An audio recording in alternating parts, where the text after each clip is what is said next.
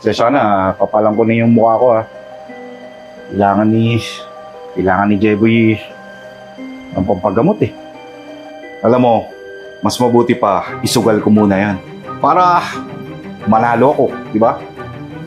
Si tatay kasi, laging umuuwing ubos ang pera. Sa pagkain po nang gagaling yung dason. At buti na lang po, naagapan po natin. Kasi kung hindi po baka mamatay na po siya.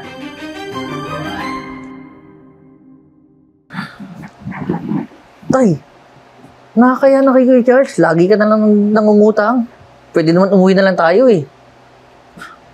Ako nga huwag mong pinapakialaman. Kung ano lang yung sasabihin ko, yun lang gagawin mo. Ano kung makakabawi?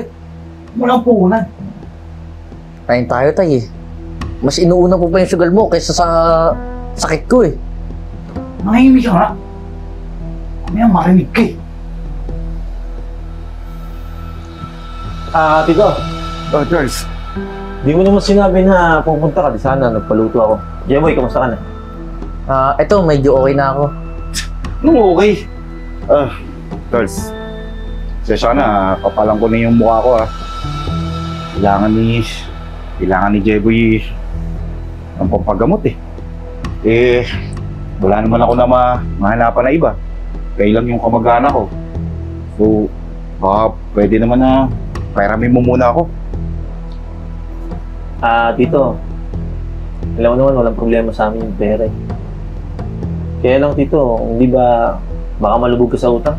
Kakautang mo lang sa akin eh. Basta, huwag ko mag-alala, gagawin ko naman ng paraan eh. Basta, kailangan kasi, naaawa na kasi ako dito sa pinsan mo. Alam mo, Tito, papairamin kita. Pero ipangako mo sa akin na kay Jeboy, ha? Pa-check up mo si Jeboy. Oo naman. Hindi naman talaga eh. Kaya nga, naglakas loob na ako sa'yo eh. Kasi kailangan talaga. Magkano ba?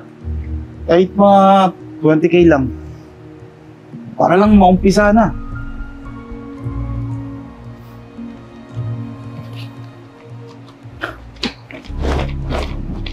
Dad? Para saan yan? Ito kasing si Jeboy, kailangan pa-check up na naman. Mukhang nalala yung sakit. Love.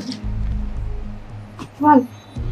Kasi, nakita ko kasi si tito mo nung isang araw, lumabas galing sugalan eh. Nagkakasino. Alam mo, tito, huwag niyo na gamitin yung anak niyo para sa pansusugal niyo. Nakailang balik na kayo dito pero wala naman nangyayari kay Jeboy, hindi naman gumagaling eh. Lagi niyo sinasabi, pampagamot. Pero nahuli ko kayo eh. Pinagsusugal niyo lang eh. Kaka makialam dito, Virgo. Ay, di ka naman namin kadugo eh. Di ka namin kamag-anak. Ano makialam sa usapan namin? Asawa ko ako ng pamangkin niyo. Love. Okay lang. Ang gusto ko lang talaga, gumaling si Jeboy. Hindi kung ganun. Tayo magdala sa kanya sa ospital. Para masigurado natin na talagang kay Jeboy na pupunta. Love. Kaya mo na. Wala mo nang bising tao tayo eh. Basta dito yung usapan natin na. Dahil lumagit si Jeboy. Oo naman. Salamat ah. Paano? Mauna na kami para dumiretso na kami sa ospital. Yeah, salamat ah.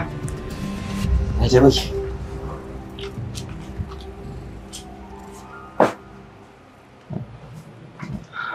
Tay, yung pampacheck up ko Alam mo, mas mabuti pa isugal ko muna yan. Para manalo ako, di ba? Tay, kailangan ko yung pera pampagamot. Bakit lagi ka ba nakikialam sa gusto kong gawin na? Para sa iyo naman yun ah. Yung papalalunan ko doon. Hirap sa'yo eh. Mas inuuna mo pa talaga yung sugal eh. Saan mo sinasabi? Sumunod ka na lang kasi.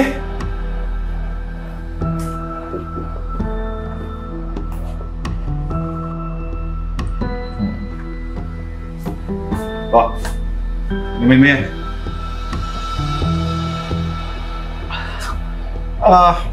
Huwag kang makikialam sa akin ha. Daan mo. Anak lang kita. At ako masusunod dito.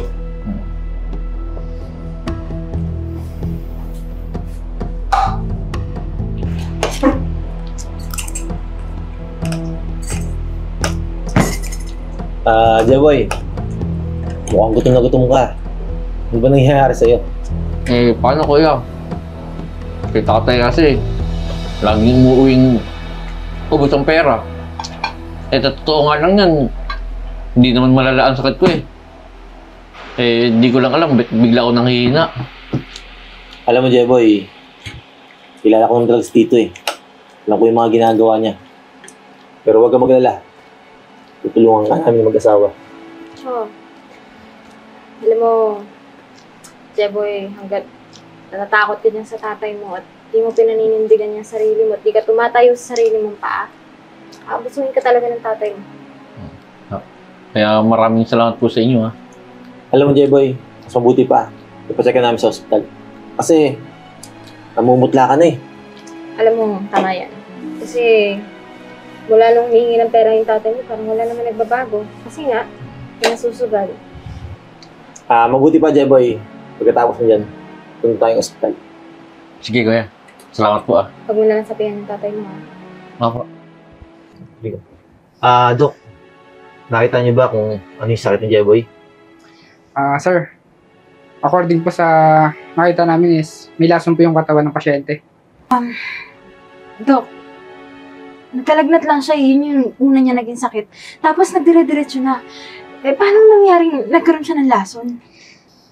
Ma'am, according po kasi sa findings namin, sa pagkain po nang gagaling yung lason. At buti na lang po, naagapan po natin. Kasi kung hindi po, baka mamatay na po siya. Dok, maraming salamat Sige po, ma'am, sir. Ano na po ako at may asikasin pa ako yung ibang pasyente. Salamat, Dok. Pakawalan niya talaga niya. Nalason siya na sarili niyang ama. Para lang sa pera?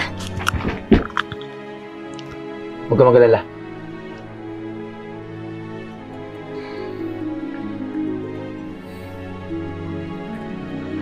Hello Charles. Anong pera at ba't napatawag ka? Dito.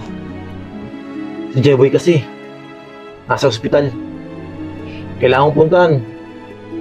Dito kasi, busy kami. Kailangan yung bantay kay Jeboy. Pero huwag kang mag-alala. Bibigyan kitang 100K. 100K? Sige. Pupunta na agad ako dyan.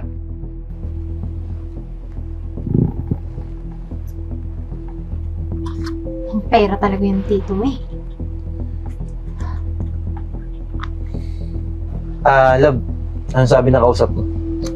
Papunta na daw.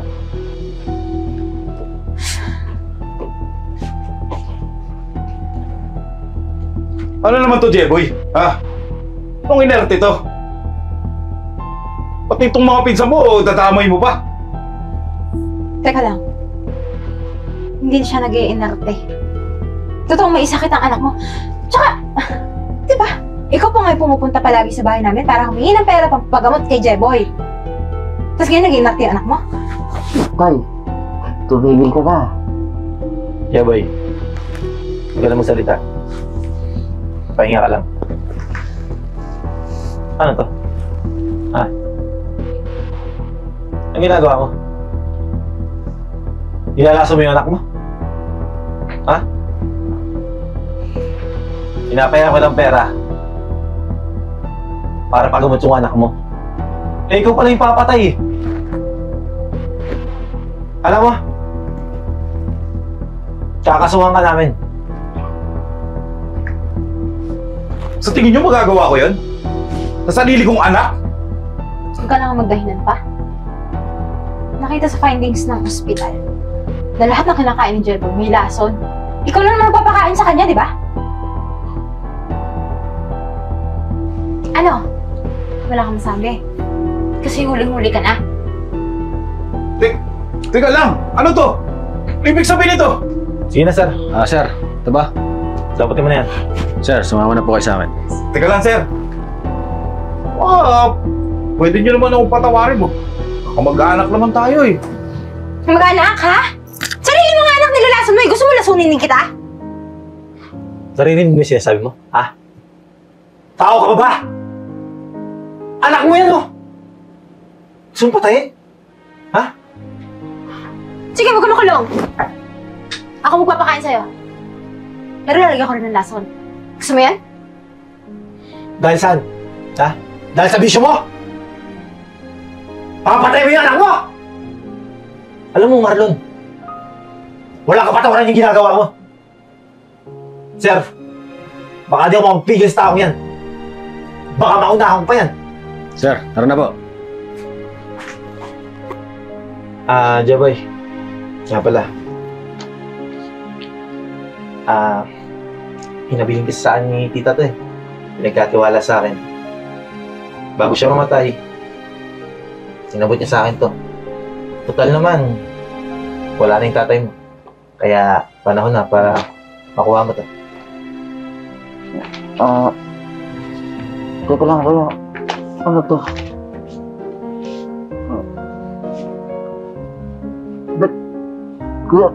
Kuya, totoo ba to? Ang laki naman ito. Totoo yan, Jeboy.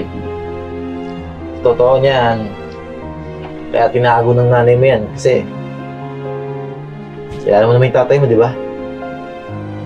Kita mo naman yung ginawa sa'yo. Kaya huwag mong gayahin yung tatay mo. Gamitin mo yan sa future mo. Huwag kayo mag-alala. Gagamitin ko sa tama to. At yung kalahati, ibibigay ko sa inyo dahil sa kabutihan niyo. Hindi na, Jeboy. Hindi naman kailangan na. Mas kailangan mo yan. Maraming salamat po talaga sa inyo. Kundi dahil sa inyo, baka wala na ako. Mabuti ba, Jeboy? Magpahinga ka muna. Ha? Ayusin na namin yung mga big mo. Hindi po.